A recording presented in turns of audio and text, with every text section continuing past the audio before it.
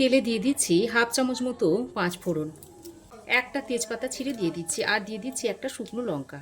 এবার ফোড়নটা কিছুক্ষণ ভেজে নিচ্ছি। থেতো করা আদা ও কাঁচা লঙ্কাটা দিয়ে দিচ্ছি। একটা মিডিয়াম সাইজের কুচনো টমেটো দিয়ে দিচ্ছি। স্বাদ মতো নুন, হাফ চামচ হলুদ গুঁড়ো, জিরে গুঁড়ো দিয়ে দিচ্ছি হাফ চামচ, ধনে গুঁড়ো দিয়ে দিচ্ছি হাফ চামচ, আর অল্প একটু কাশ্মীরি লঙ্কার গুঁড়ো দিয়ে দিচ্ছি। অল্প পরিমাণে জল দিয়ে মশলাটাকে ভালোভাবে কষিয়ে নিতে হবে।